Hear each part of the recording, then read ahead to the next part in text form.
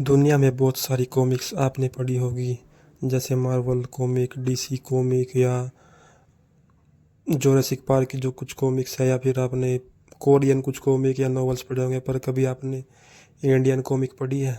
जी हाँ, मैं बात करने वाला हूँ नागराज। हमारे देश में भी बहुत सारी कॉमिक्स है, लेकिन कुछ लोगों को पता ही नहीं है, क्योंकि सिर्फ उन लोगों का जो इंटरेस्ट है वो बाहरी कॉमिक में है। तो आज हम बात करने वाले हैं नागराज कॉमिक के बारे में, जो कि एक इंडियन कॉमिक है और इंडियन मैथोलॉजी, नाग मतलब जो नागों के देवता, उसके ऊपर बेस है। तो भाई जो नागराज होता है वो एक छोटा बच्चा होता है, जो कि किसी को एक शिव मंदिर में मिलता है। तो उसे कुछ तो एक दिन एक आदमी वहाँ से गुजर रहा होता है, तो उसे भाई वो छोटा बच्चा रोता हुआ दिखाई देता है। तो वो उसे अपने साथ ले जाता है और उस पर कुछ एक्सपेरिमेंट करता है, जिससे लेकिन जब उसे पता चलता है कि ये तो एक इच्छाधारी नागिन है, मतलब एक इच्छाधारी नागिन को एक यार इच्छाधारी नाग है, तो वो उसे अपने साथ लेकर जाता है और उस पर कुछ एक्सपेरिमेंट करता है, उसे नए नए तरीके समझाता है। लेकिन वो उसे एक अच्छा इंसान बनने की बजाय कुछ आतंकवादियों के लिए हथियार बना देता है और उसे बुरे कामों के लिए यूज करता है। तो एक दिन भाई तो उसके लिए एक तो नागराज के लिए भाई बोली लगाई जाती है, जहाँ पर बड़े बड़े लोग मतलब कुछ आतंकवादी संगठन के आदमी आए हुए होते हैं, जिनमें से कुछ लोगों का मानना होता है कि अगर नागराज उनके हाथ लग गया तो पूरे मिडल मिडल ईस्ट को हिला कर रख देंगे।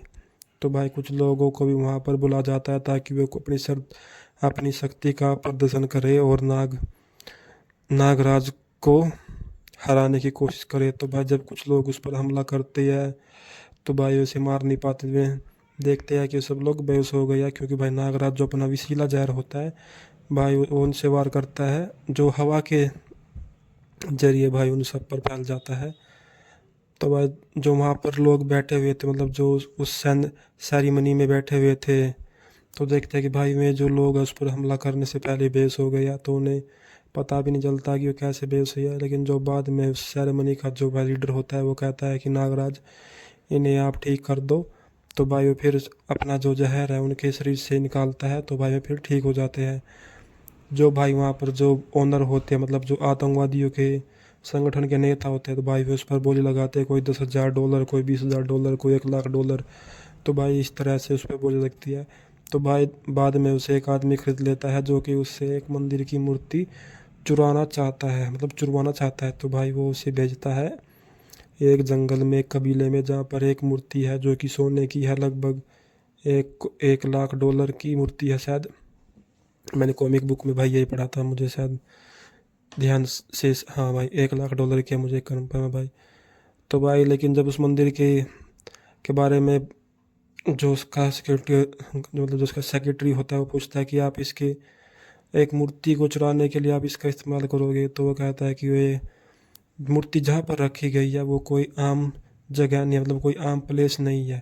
वहाँ पर बहुत सारे सिक्योरिटी गार्ड, जंगल के लोग, भाई जंगल वो के उससे कबीले के जो अपनी लोग हैं उसकी सिक्योरिटी से रक्षा कहता करते है हैं। कि जिस मंदिर में तो मूर्ति रखी गई है वो कोई आसान प्लेस नहीं है, मतलब उस मूर्ति को चुराना इतना मुश्किल है, क्योंकि वहाँ पर एक साधु रहता है जो कि अपने आप को गोरखनाथ, महात्मा गोरखनाथ कहता है। तो उसकी रखवाली भाई वो करता है। तो उसके बाद वो देखते हैं कि नागराज को वहाँ पर भेजते हैं। वो मंदिर के ऊपर चढ़ता है, रस्सी बांध कर मंदिर के भीतर जाता है, तो भाई कुछ सांप उस पर अटैक कर देते हैं, जिस वजह से वो फिर भाई उन सांपों के साथ लड़ता है, लेकिन वो मूर्ति उसे मिल जाती है। जब वो मूर्ति को लेकर मंदिर के ऊपर, मतलब जो मंदिर के ऊपर हिस्सा होता है भाई, उस पर चढ़ता है, तो भाई जो बाहर जो सिक्योरिटी गार्ड होते हैं, जो कबीले के लोग होते हैं, उसे देख लेते हैं और वो जोर जोर से चिल्लाते हैं कि मंदिर की मूर्ति चोरी हो गई है, मंदिर की मूर्ति चोरी हो गई है। तो भाई फिर गांव और कबीले के लोग उसके पीछे उसके पीछे लग जाते हैं। तो भाई उनसे बचते बचते उन पर कुछ अटैक करता है, कहीं पत्थर उनके ऊपर ढका देता है।